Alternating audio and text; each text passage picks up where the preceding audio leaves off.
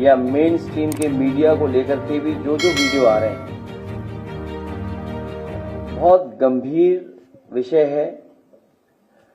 इसलिए समाजवादी पार्टी ने और हम सब ने मिलकर तय किया है कि जो ऑल पार्टी मीटिंग होने जा रही है दिल्ली में, उसमें समाजवादी पार्टी के राष्ट्रीय प्रमुख महासचिव जी शामिल रहेंगे, वही मीटिंग में रहेंगे और हमारी समाजवादी पार्टी का जो पक्ष है उसी मीटिंग में हम लोग रखेंगे अपने और सुझाव भी। ऐसी घटना की हम लोग निंदा करते हैं। सरकार कड़ी से कड़ी कार्रवाई करे ऐसे आतंकवादियों के खिलाफ, क्योंकि आतंकवादियों का कोई धर्म नहीं होता। आतंकवादी किसी धर्म के नहीं होते। उनका मुख्य मकसद यही है कि डर पैदा करना, टेरर पैदा करना और देश और प्रदेश का कारोबार को रोकना, वहां के लोगों को तकलीफ पहुंचाना, वहां के लोगों को परेशानी पहुंचाना। जिस तरह हम लोग देख रहे हैं पूरे देश में उसके खिलाफ गुस्सा है जो घटना हुई है। हम अपनी पार्टी की तरफ से राष्ट्रीय प्रमुख महासचिव आदरणीय रामगोपाल यादव जी वो ऑल पार्टी मीटिंग में समाजवादी पार्टी की तरफ से जो सुझाव होंगे उस मीटिंग में रखेंगे। अगले की ये जो घटना घटी है इसमें अवसर में जो है आपदा में अवसर ढूंढती है बीजेपी, और उसने एक तस्वीर जो की है उसको डाला है, वो निहायत अफसोस तस्वीर है, उसको डाल के वो चुनावी मुद्दा बनाना चाहती है। बिहार में जो है जाके उन्होंने कहा कि हम पुलवामा को के ऊपर कहा, उसके ऊपर कहा, फिर अभी फिर जाके कहा। किसी भी पॉलिटिकल पार्टी को ऐसी घटना से राजनीतिक लाभ नहीं लेना चाहिए, क्योंकि ये देश का सवाल है, हमारे पूरे हिंदुस्तान, भारत, इंडिया का सवाल है। यहां के लोग मिलकर के, साथ रह करके दुनिया के बराबर चलना चाहते हैं। ये सुझाव भी हमारी पार्टी की तरफ से होगा कि जिस तरीके से सोशल मीडिया पर टारगेटेड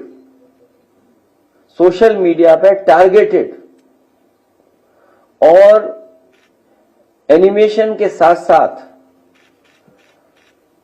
पॉलिटिकल पार्टी के लीडर्स भी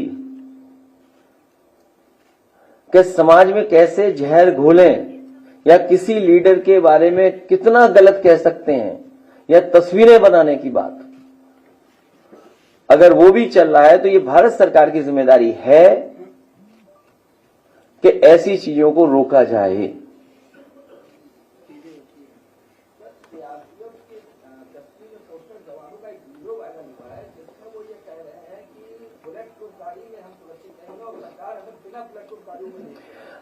बहुत से विषय इसमें आएंगे, बहुत सी चीजें हम और आप लोग सोशल मीडिया पे देख रहे हैं। ये दिल्ली की सरकार, उनकी जिम्मेदारी है कि किसी भी तरह की फेक न्यूज या किसी तरह की वो न्यूज जो हमारी सिक्योरिटी को थ्रेट पहुंचाता हो, चाहे वो हमारी इंटरनल सिक्योरिटी हो, चाहे हमारी बॉर्डर सिक्योरिटी हो, उन सिक्योरिटी को कोई भी किसी तरह से अगर ठेस पहुंचाता है या उसके बारे में कोई गलत जानकारी देता है तो ये केंद्र सरकार की या सरकार की जिम्मेदारी बनती है कि इस तरह की चीजें नेटवर्क के थ्रू ना आ पाए, सोशल मीडिया पे फ्लोट ना कर पाए।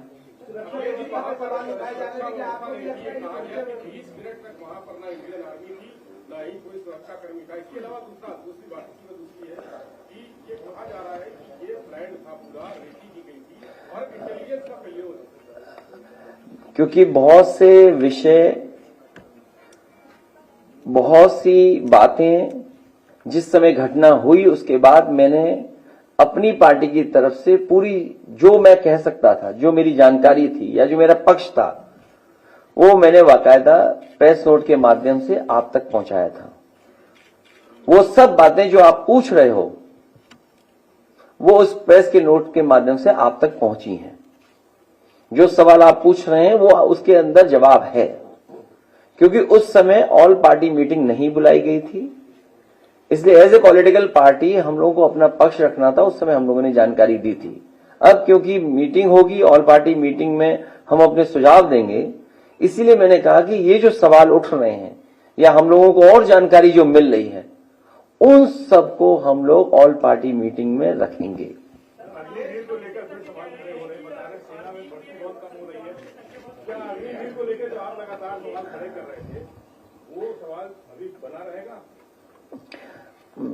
आप में से कोई अगर हिंदी अच्छी पढ़ता हो, हमारी पार्टी अरविंद जी कहां से ले गए? अरविंद जी हैं, बुला लो अरविंद जी को।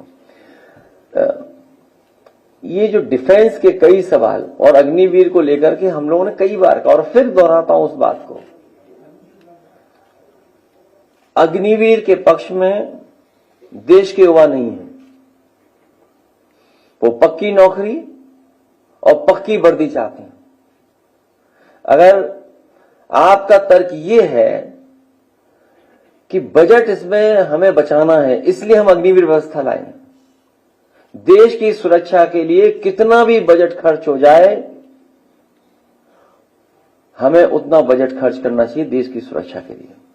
सर, हमले के बाद जिस तरीके से सीसीएस बैठक में भारत सरकार ने जो 5 बड़े फैसले लिए हैं, आपकी नजर में क्या वो सही में 5 बड़े फैसले हैं? और अगर उस जगह पे आप होते तो ऐसे कौन से बड़े फैसले लेते? हालांकि वो समय नहीं है, नहीं तो मैं कुछ और बात कह देता, लेकिन जो फैसले लिए इससे भी कठोर फैसले लेने चाहिए थे।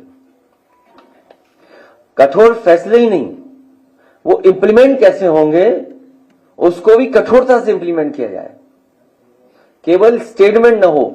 ये हमारा पक्ष जब ऑल पार्टी मीटिंग होगी तो ये भी सुझाव होगा कि भारत सरकार ने जो फैसले लिए हम उसके पक्ष में हैं। इससे भी कठोर फैसले अगर कुछ ले सकती है भारत सरकार तो भारत सरकार को लेना चाहिए। जितने कठोर फैसले लिए हैं उतना ही कठोर उसका पालन हो, क्योंकि अगर पानी को रोकना है तो पानी को रोकने के लिए कोई आपके पास व्यवस्था है? एक बहुत लंबा प्रोसीजर है। शायद हमारे पत्रकार साथी इस बात को समझते होंगे। मैं अरविंद जी से कहूंगा। किसने? राजा भैया ने कश्मीर की पहलगाम की घटना को लेकर राजा भैया ने टूरिज्म को बाइकाट हमारा कोई परिचय उनसे नहीं है।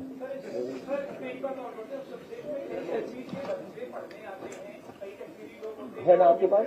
हाँ है, पढ़ लो।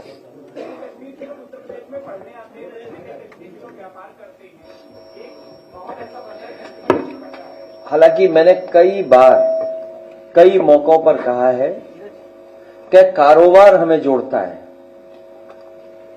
कारोबार में न जाति होती न धर्म होता है, वो हमें जोड़ता है कारोबार। और हमने आपने देखा है कि लखनऊ ही नहीं पूरे देश में जगह जगह हम एक दूसरे से कारोबार करते हैं। और ये भी हम लोगों ने देखा कि अगर कोई कारोबार करने आया है तो उसके साथ व्यवहार कैसा हुआ है। तो ये जो सोच है उस सोच को हम लोगों को हर एक के अंदर से हटाना पड़ेगा, और खासकर कुछ कट्टरवादियों के दिमाग से वो बात हटानी पड़ेगी।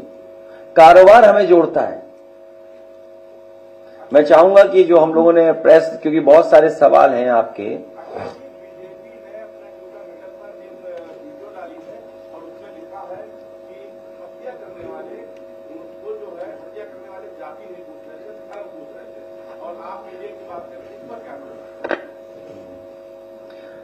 वैसे तो बीजेपी के नेताओं के अगर आप सोशल मीडिया पे जो पेजेस हैं देखोगे, या पैसे देकर के जो चलवाते हैं ये लोग, न जाने कितना पैसा खर्च करते हैं।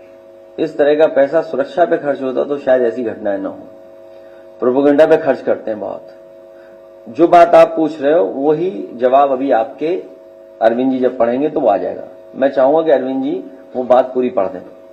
माननीय राष्ट्रीय अध्यक्ष जी, पत्रकार बंधुओं, भाजपा ने जम्मू कश्मीर के बेहद दर्दनाक हादसे पर बचकाना विज्ञापन छापकर साबित कर दिया है कि भाजपाइयों की संवेदना उनके प्रति शून्य है।